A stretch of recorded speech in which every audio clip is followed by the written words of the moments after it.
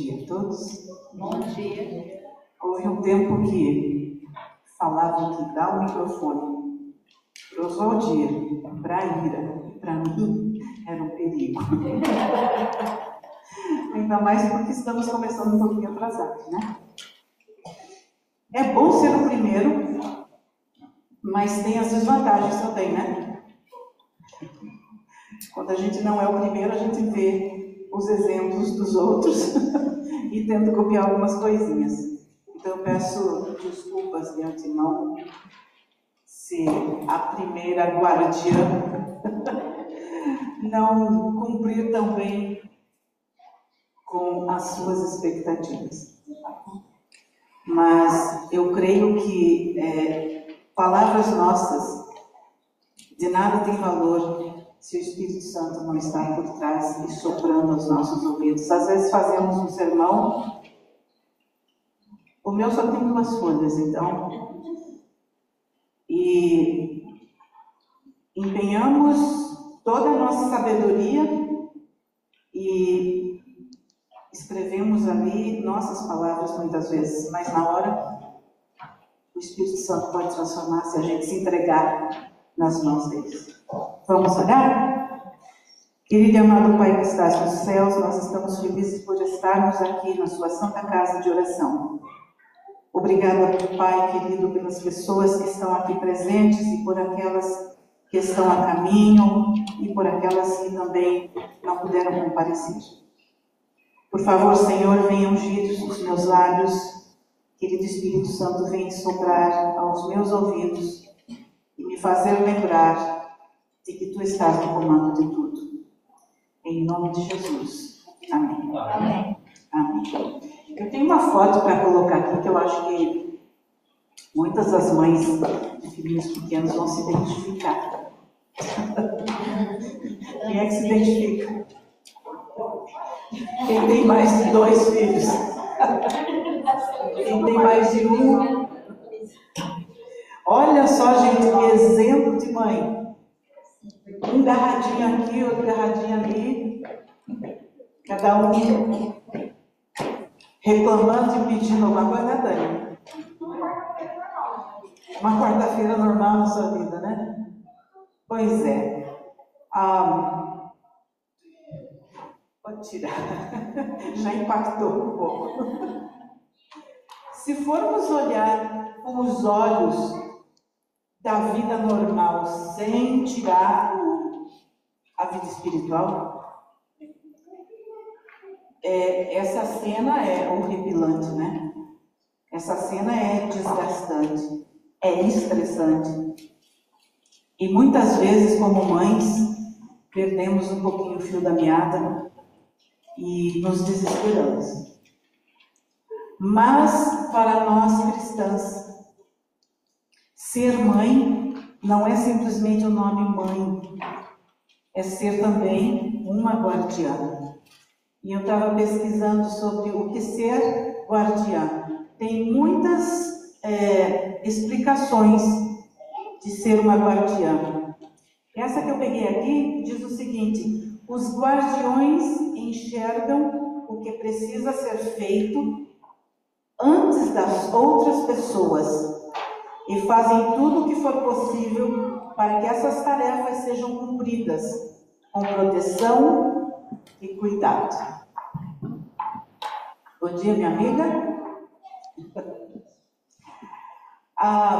Ser um guardião é uma tarefa assim super importante, porque a ele está posta as responsabilidades de algo que precisa ser bem feito ou bem cuidado. O guardião tem que ter um sexto sentido de que as coisas ainda estão para acontecer e ele já percebe. E nesse contexto nós vamos trazer para nós, mães. Quantos filhos falam que a gente tem olho nas costas? Eu já ouvi comentários assim: parece uma aranha, né? 8 olhos. Pode ver tudo. Eu me lembro quando o meu primogênito tinha seus 4, 5 aninhos, Ele dizia assim: ah, eu duvido que a senhora saiba tudo mesmo. Duvido. Eu disse: é mesmo, mas eu sei. E ele pôs a mãozinha debaixo da mesa, mas estava super visível para mim, né? Ele disse: pois então, se a senhora sabe mesmo, quantos dedos eu dou para cima? Eu disse: 4. Ah, é verdade, mas é coincidência. E agora? Nenhum. E agora? 2. E agora? 1. Ah, então vamos parar por aqui, que eu acho que a senhora sabe tudo meu e a gente tem que se cuidar para não se lascar. Eu separei 3 mulheres da nossa história da Bíblia que foram tremendas guardiãs. E lembre-se que guardiã, mãe, não é perfeição. Muitas vezes queremos ser a mãe perfeita e nos lascamos, nos arrebentamos todas e a gente não consegue, né? A primeira mãe que eu peguei como exemplo é Joquebede. Eu me inspiro muito nessa mulher. Sabemos que Joquebede, lá em Êxodo, está escrito que o rei, o faraó, decretou que matassem todos os meninos, porque tinha muito homens hebreus, e ele tinha medo de que aquela força, aquele poder pudesse se juntar no exército e ainda tomar o poder do faraó. Então ele deu a ordem para as parteiras matarem os filhos homens e deixar as meninas. E numa daquelas casinhas lá dos hebreus, dos escravos, nasceu mais um menininho. Lindo, robusto, saudável. E a mãe era Joquebede. E ela pensou: eu não vou permitir que aconteça alguma coisa para o meu filho. Eu vou protegê-lo com a minha própria vida, se for preciso. E o menininho foi passando os dias, as semanas, e ele faz 3 meses, e a criancinha começou a chorar forte, porque o menino era saudável. E tem experiência de choro de neném. Gente, esqueça esse negócio de romantizar que é linda a melodia, não é? Porque o bichinho chora forte. E ela pensou: meu Deus, eles vão descobrir que eu tenho um bebê aqui, e os guardas vão vir e vão ver que é um menino. E ela teve uma ideia. Ela já era expertise em fazer cestos. E ela disse: eu vou fazer um cestinho. E ela teceu aquele cesto com todo carinho, passou betume, vedou bem para que não entrasse água. E falou com a filhinha dela, Miriam: olha, eu tenho um plano. E eu creio que o esposo estava ali também, e Arão, ele também deveria de estar ali. Ela disse: eu vou colocar esse bebê, esse cestinho, e vou obedecer a ordem do faraó. Não é para jogar no rio? Vamos lá jogar no Nilo. Ele é um menino que vai ser lançado no Nilo. E Miriam falou: eu estou contigo, mãe. Eu vou e te ajudo. Quem assistiu a novela dos 10 Mandamentos viu ali as cenas, né? Claro que eles romantizam bastante a coisa. E ela lança aquele menininho ali. Dizem que o Nilo tinha muitos crocodilos, né? Só que ela não pensa nos crocodilos do Nilo. Ela pensa no Deus que ela adora e que ela serve para proteger e salvar aquele menino. E deu certo. Eu creio que ela passou aquela noite toda orando para que Deus conduzisse aquele versinho, sabe lá onde, mas que alguma coisa acontecesse. E qual não foi a surpresa? Que a filha do faraó, a princesa, achou aquele versinho com um bebezinho lá dentro. E muito de pronto, outra guardiãzinha, que não era mãe, saiu da moita e foi perguntar para a princesa: você não quer que eu ache alguém para cuidar dessa criança? A princesa disse: é uma boa ideia, né? Eu não tenho filhos, eu não tenho leite para amamentar. Ela disse, eu posso arrumar para você uma boa senhora. E eu creio que ela até falou assim, essa senhora também teve um bebê recentemente, mas por causa do seu pai, ela teve que jogar o bebê no rio. Então mandou chamar Joquebede, a própria mãe. Imagina a alegria dessa mãe pegar aquele bebê. E a princesa diz assim para ela, cria esse menino para mim. E quando ele estiver assim mais grandinho, uns falam 12 anos, né? Mais aproximadamente, você traz ele de volta para ele crescer no castelo. Gente, Joquebede aproveitou aqueles anos pra caramba. Porque ali ela teria que criar o caráter desse menino. E depois que ela concluiu com o compromisso dela com a princesa, ela leva esse menino para o palácio. Com certeza ela tinha tristeza porque ela ia sentir muita falta de Moisés. Mas também com certeza ela estava com o coração grato a Deus porque Ele tinha dado a ela o privilégio e a oportunidade de, nos primeiros aninhos de vida dele, ela ensinar sobre o amor de Deus por ele, para que ele fosse firme, que por mais que ele aprendesse as coisas do castelo, coisas que iriam contra a fé que ela ensinou, ele ia permanecer. Não tem na Bíblia que diz assim, ensina a criança o caminho que ela deve andar, e quando for velho, não vai se desviar dele, não vai esquecer. Interessante que não diz ali, ensina a criança no caminho que deve andar, quando ele for adolescente, quando ele for jovem. Não diz isso, fala lá quando ele for velho. Então temos como mãe também de compreender as quedas dos nossos filhos. Porque nem sempre sai como programamos, como sonhamos. Mas se incutimos na cabecinha dos nossos filhos, desde a tenridade, o que é verdadeiro, o que é certo, o amor a Deus, ele pode até sair, mas ele volta. E essa história é maravilhosa porque foi o libertador dos escravos rumo à Terra Prometida. A segunda mãe que também me inspira é Ana. Ana havia se casado já há alguns anos e não conseguia conceber. E naquela época era muito difícil para uma mulher aceitar que ela não podia ter filhos, porque ela era rejeitada, ela era menosprezada. O valor de uma mulher era pela quantia de filhos que ela dava ao seu esposo, principalmente se fossem meninos, né? E Ana subia do templo uma vez por ano, e ela orava, todos os anos. Chegou um ano que ela não aguentava mais, ela estava assim cansada já.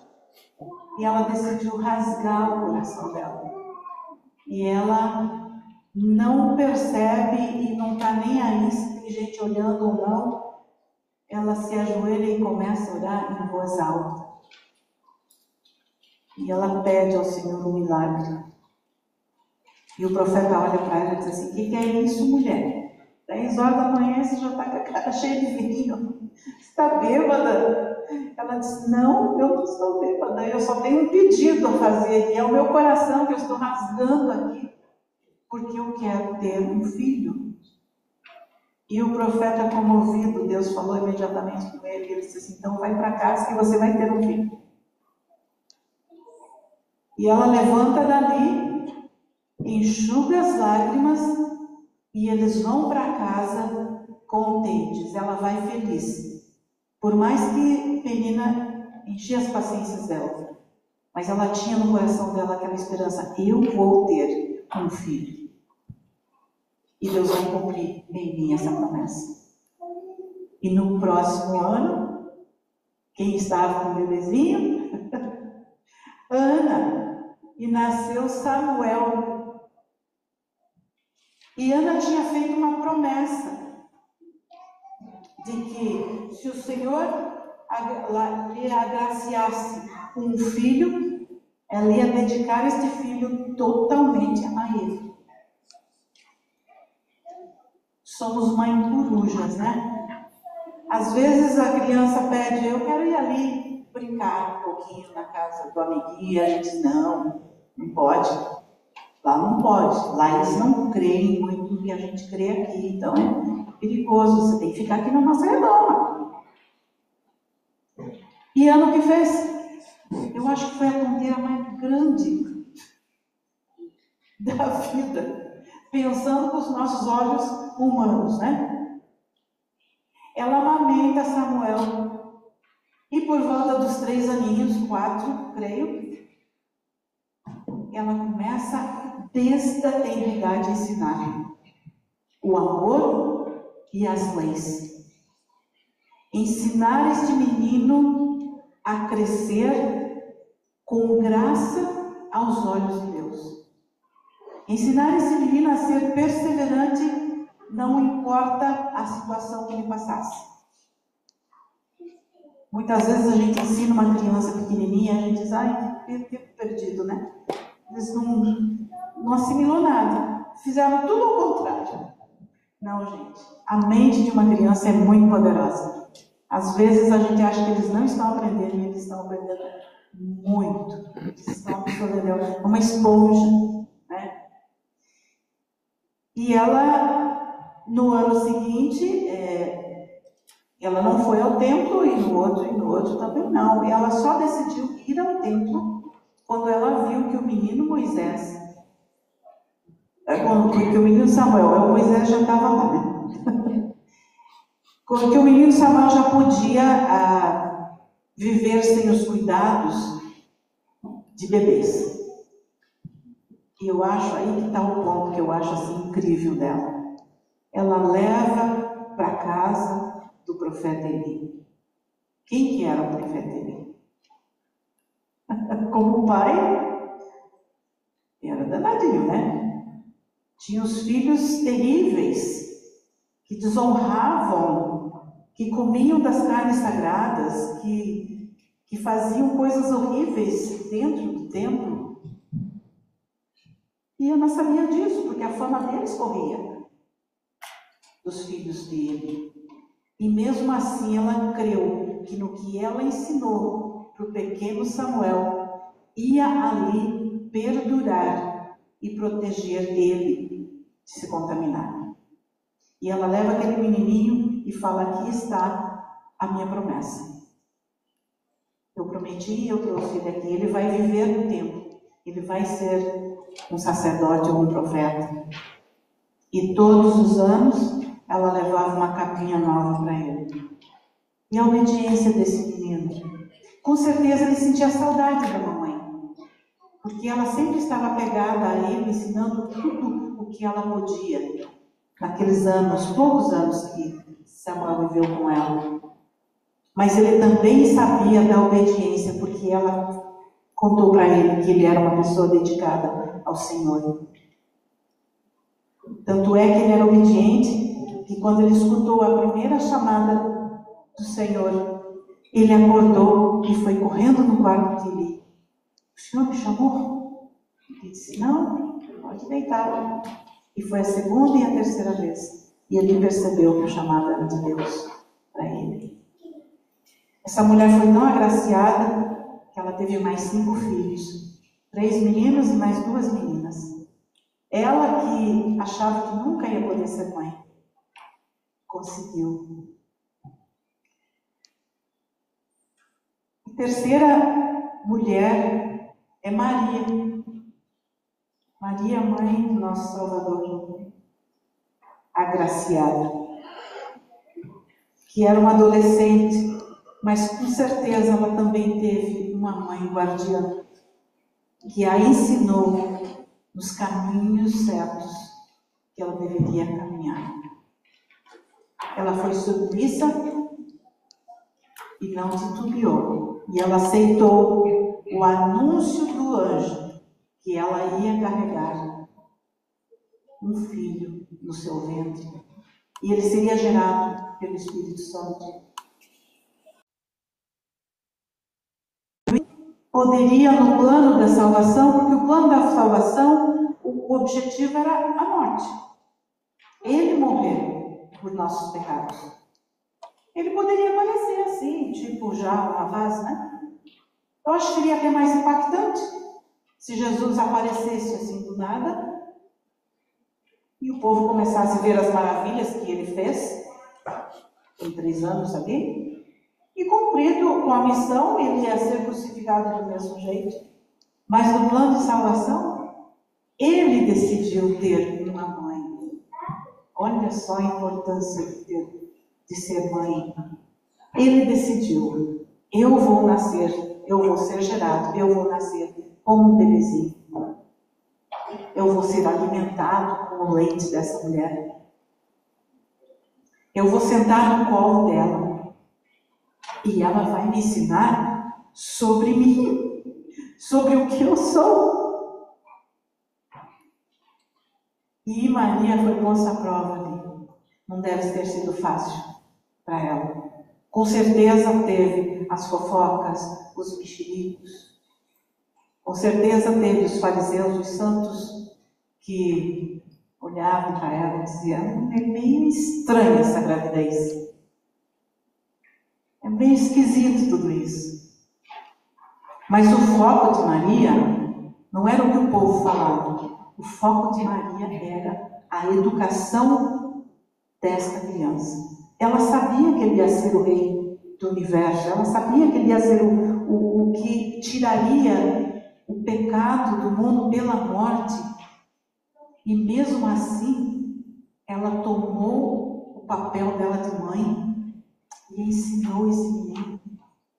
E ele cresceu. E olha só, às vezes como mães, a gente se sente tão culpada de alguma coisa não dar certo, né?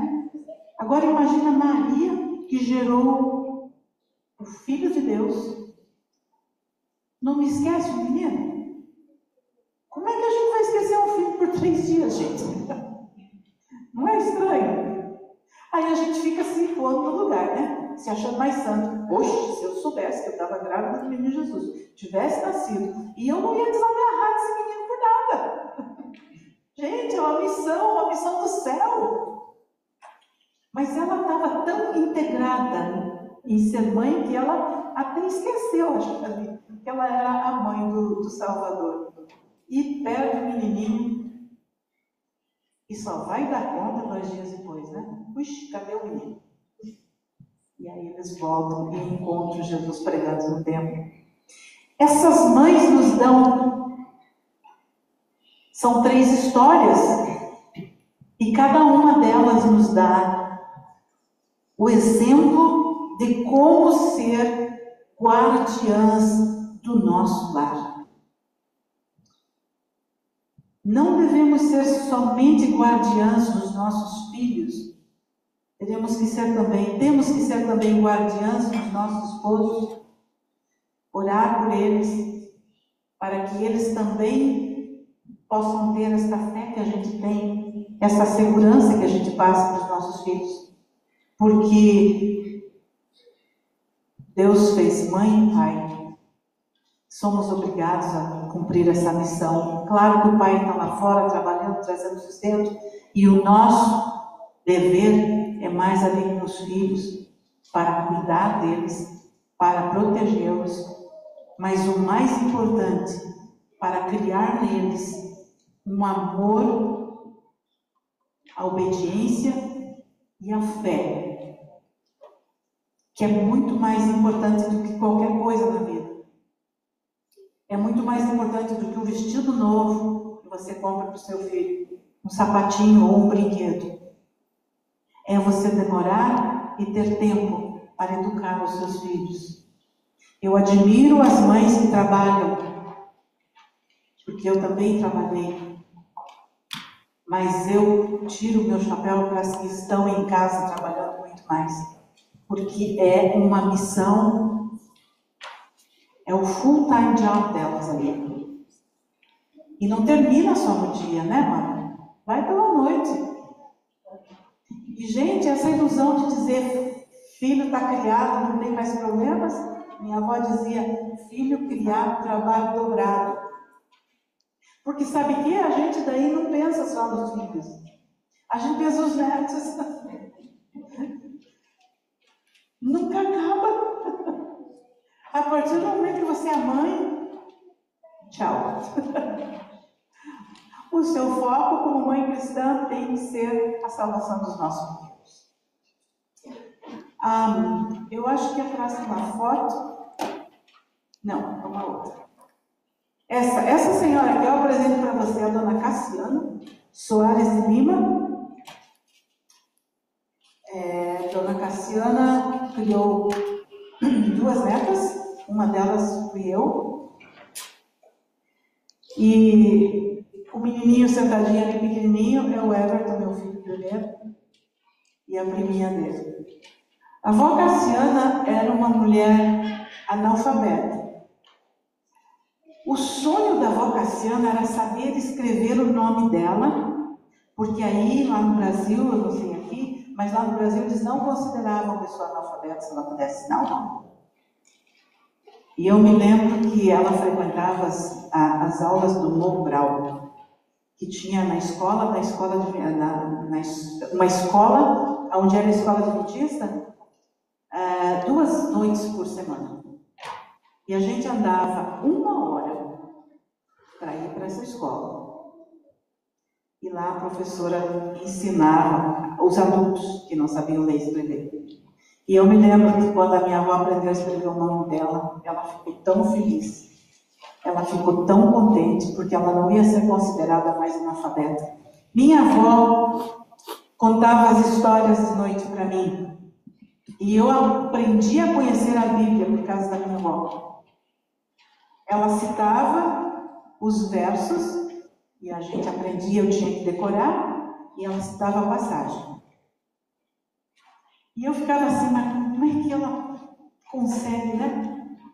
E ela dizia para mim, o segredo é prestar atenção quando o pastor está falando. Você presta atenção, ele vai citar o texto, ele vai dizer o que está escrito ali. E aí você memoriza. E ela me ensinou muitas e muitas histórias da Bíblia. E eu me lembro que a gente fazia competição de versinhos na sexta-feira de noite. E meu avô, ele sabia ler e tal, e ele ficava todo orgulhoso da avó. E ele dizia assim para ela, véia, você sabe mais do que essas pessoas aí que sabem ler e são preguiçosas e não leem. Eu devo a ela a minha fé. Ela foi uma verdadeira guardiã. Ela teve 5 filhos dela mesma e todos eles nasceram na igreja. E no final, só minha mãe permaneceu, né, adventista. E eu me lembro da minha avó orar pelos filhos dela. E ela orava todas as noites. Às vezes a gente ia na feira, ela ia meio quietinha e dizia, vó, no que você está pensando? Eu estou conversando com Deus. Eu estou pedindo para o Benjamin, eu estou pedindo para Eva, eu estou pedindo para a Divina e para o Salomão. Para que um dia eles voltem aos caminhos do Senhor. Vó Cassiana morreu 2 meses depois que eu cheguei aqui, na América. E 6 meses depois, a filha mais velha dela se batizou. Essa vai ser a surpresa. Essas são as surpresas que Deus nos promete, que vamos ter no céu. A primeira é ver a gente lá, né? E depois a gente vê os nossos filhos. Eu fico fazendo um filminho aqui na minha cabeça. E na última hora, Deus fala lá para Jesus, está na hora, vamos lá, as trombetas estão prontas. O povo santo do Senhor está esperando. E na minha mente fértil eu penso assim, Jesus dizendo, era só mais um pouquinho. E ele dá um passo para trás. E ele decide ouvir todas as orações nossas, pelos nossos filhos que estão longe, pelos nossos filhos que às vezes a gente ora e a gente pensa, será que um dia eles vão voltar? Eu tenho o meu. o meu primogênito. E muitas de nós aqui temos também. Quem sabe alguns de nós fomos target de orações de nossas mães. E hoje estamos aqui. Porque eu creio que toda mãe cristã ora demais para a nossa salvação. Essa semana tivemos uma triste notícia sobre Laurinha, que teve um acidente, uma menininha lá de Santa Catarina, Joinville, né? Ela tinha acabado de cantar na igreja e saiu lá fora e o portão de ferro da igreja caiu nela. E ela teve várias fraturas no ferro. E nós todos oramos por um milagre, para que Deus reestruturasse a cabecinha dela. Uma menina muito saudável, ativa, mas o Senhor decidiu recolhê-la. E ela faleceu, creio que na quarta-feira. 25, dia 25. É. Desse. E eu assisti a celebração fúnebre, que de fúnebre não tinha nada.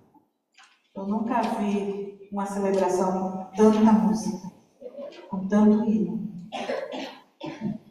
E é claro que a tristeza existe, é claro que a dor de perder um filho existe, porque não está certo, conforme a lei da natureza, os nossos pais têm que ir antes que nós, porque é uma dor muito grande, é uma dor incomparável. E eu fiquei pensando, muitas vezes, nós como mães, não pensamos na morte espiritual. Porque se somos cristãs e cremos que Jesus vai voltar e cremos na ressurreição, a tristeza que sentimos é da saudade, da falta, do espaço vazio na casa, na mesa. Mas a gente não para pensar na morte espiritual. E se a gente não investe na salvação dos nossos pequenos, e eles não conseguem ter a vida eterna, esta é a morte que mais deve nos machucar. Porque como guardiãs do nosso lar, o nosso dever, a nossa missão é prepararmos soldados para Cristo. É prepararmos missionários para Cristo. É prepararmos criancinhas que levam a mensagem também. E apesar do desespero e da tristeza, eu senti ali que a família tinha o conforto e a certeza de que eles guiaram a Laurinha nos caminhos corretos do Senhor, e que Laurinha somente dorme, e que no grande dia da ressurreição, o anjo da Laurinha vai entregar ela nas mãos do Lucas e da esposa dele. Isso sim é felicidade. Isso sim nos enche o coração de esperança. Mas para isso acontecer, temos que vigiar. Não somente ensinando os nossos filhos, mas nós temos que tomar tempo para quem tem os filhos ainda pequenos. Um tempinho, como fazia a mãe de John Wesley, com 19 filhos, acho que ela teve. Ela tinha um tempinho durante o dia para fechar a porta do quarto dela. E ali ela se ajoelhar e ela se entregar aos cuidados do Senhor.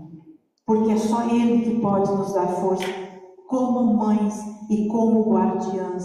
Só Ele pode nos dar a sabedoria para que a gente possa entregar essas criancinhas nos braços do Senhor. Ele vai perguntar: aonde estão os seus filhinhos? A herança que eu dei para vocês. E a gente vai dizer: estão aqui. Aqui estão as joias preciosas que o Senhor nos emprestou, que o Senhor confiou em nossas mãos. Vai ser muito maravilhoso aquele grande dia, que a gente vai estar diante do Rei do Universo, com a nossa família inteira. Mas para isso precisamos ser guardiãs, precisamos ser ávidas, precisamos ser resilientes. Não podemos dormir no ponto, porque o inimigo está ali, prestes a botar uma coisinha aqui e uma coisinha ali na mente dos nossos filhos. Mas se eles estão bem encaminhados, eles vão ter o poder de dizer não. E se um dia eles caírem, eles ainda vão ter a voz do Espírito Santo assoprando no ouvido deles, porque tem uma mãe que não desiste de orar. Não devemos desistir. Lembre-se que a nossa missão, a partir do momento que a gente engravida, ela nunca acaba. Ela vai continuando de geração em geração. Vamos fazer gerações fortes, gerações que creem nas promessas do Senhor. Que por mais que a gente passe por esse vale aqui de tristeza, de problemas e dificuldades, nós vamos ver o nosso Redentor e vamos ter a recompensa. E Ele nos dá gotinhas de bênçãos no nosso dia a dia. Ele nos dá alegria, Ele nos dá amigos, Ele nos dá outras mães para que a gente possa conversar e trocar ideias, para que a gente fortifique uma outra, e isso é muito bom. Vocês que têm crianças pequenas, façam um clubinho de mães, pelo menos uma vez por mês, vocês sentarem e dizerem: olha, essa é a minha dificuldade, e a dificuldade de uma não é a da outra, e a outra é da força. Então, possamos, aí aquele slide, Joy, que possamos nos pôr aos cuidados daquele que tudo pode,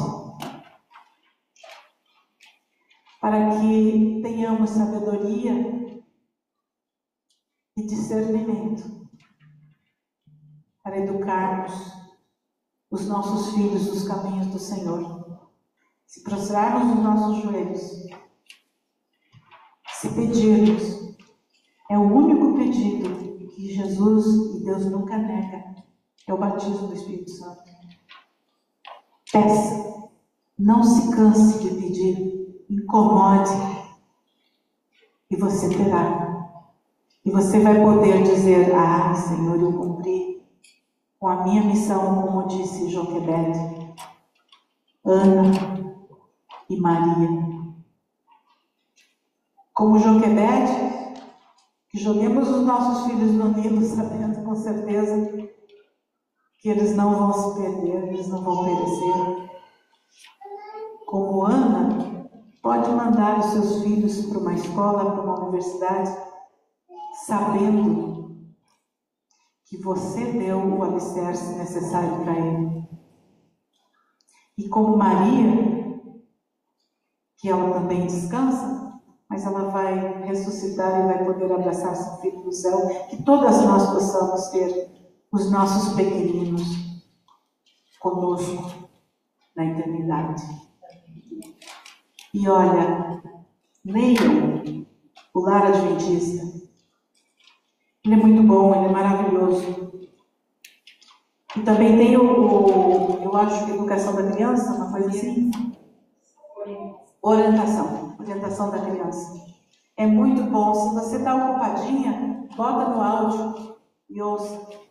Porque por mais que eu já seja avó, ainda tem coisas ali que quando eu escuto, eu digo: uau, não sabia disso, se eu soubesse antes. Deus me deu 3 filhos da barriga. E Deus me deu uma porção de outros do coração. Não é brincadeira, não. Ele me deu livre de fraldas e de despesas com escola e com universidade. Mas Ele me deu algo muito mais pesado, que é orar, interceder por cada um de vocês. Essa, creio que é a minha missão. Claro que é legal você dizer, eu tenho tantos filhos do coração. E é gostoso também se bajular da gente. Mas o motivo principal disso tudo é intercessão. E pode crer que não é fácil. Muitas vezes dá aquele soninho, mas a gente diz, não, essa semana eu vou orar por este filho. E Deus ouve as orações, não importa se é a mãe de barriga ou é a mãe do coração. Deus se importa com as orações das mães. Que Deus nos abençoe ricamente.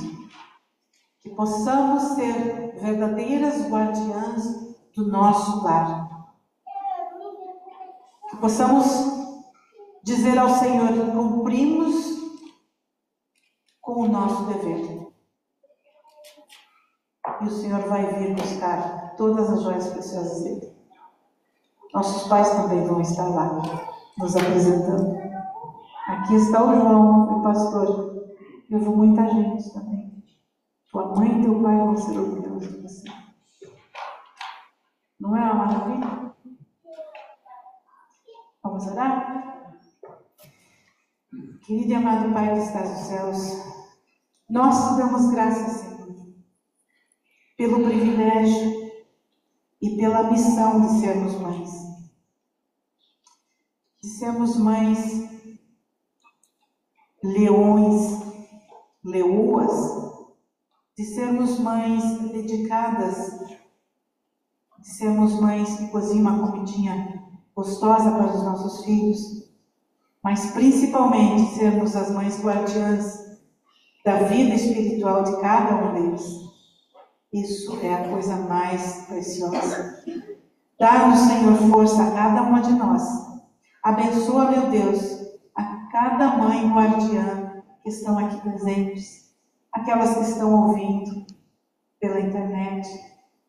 Por favor, Senhor, venha ungí-las, venha dar a elas sabedoria, força e esperança de que um dia tudo vai passar, esses trabalhos, essas acordadas da noite, que elas vão poder olhar para trás e dizer: até aqui o Senhor me ajudou a ser uma boa guardiã do meu lar. Por favor, estejas conosco no restante dessa programação de sábado. Em nome de Jesus. Amém. Amém.